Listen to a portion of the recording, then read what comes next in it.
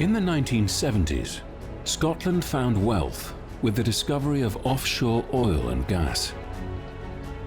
Today, oil platforms are beginning to be retired, but fossil fuels still make up 7% of the economy, with Aberdeen at the heart of the industry.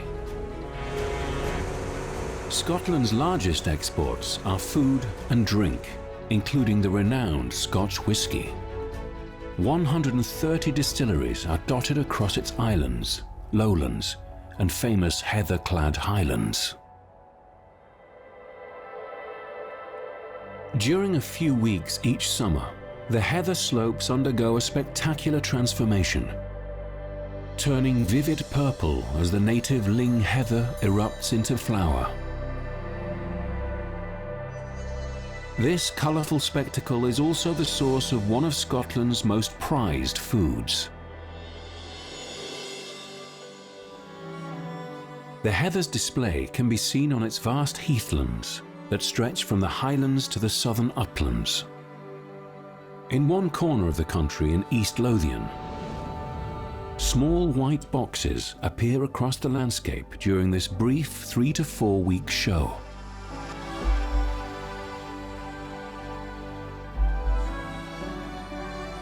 These are beehives, and the summer heather bloom marks the time for one of Scotland's most unusual migrations. Honey producers race to bring their bees here to feast on the purple flowers. This one-of-a-kind nectar creates one of Europe's most distinctive and exclusive honeys that sells for over €23 a kilo.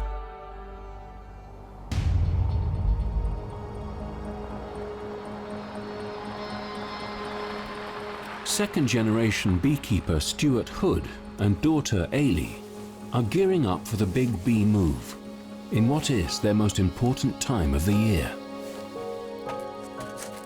Heather honey is unique. The taste is the thing that makes it absolutely unique. If you can akin it to an Islay malt whisky, the peat from the hills comes through in the flavour of the honey, and there's no honey on earth tastes anything like it.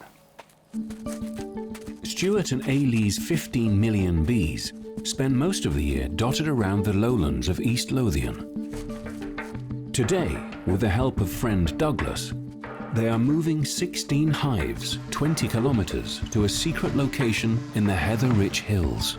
I don't exaggerate when I say we're carrying a small bomb in our hands when we carry a beehive with probably 70,000 bees. So we have a rule: you never drop a hive, you never let it go down. If you go down, you have to hold it, let it land on top of you. You can't take that risk. Stuart and daughter Ailey complete the loading of their beehives.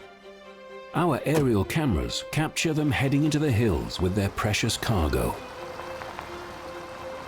Stuart is following in his father's footsteps, who first brought bees to these uplands 60 years ago and taught him how to find the perfect spot in the landscape to produce heather honey. Now, Stuart is hoping he can pass on the same knowledge to Ailey. All of my life it's been, my dream to keep this going for the family, but there is a lot still to learn, so a lot of years of teaching still to come, I'm sure. The honey produced by bees in this brief summer window will sell for 40% more than Stuart's other honeys.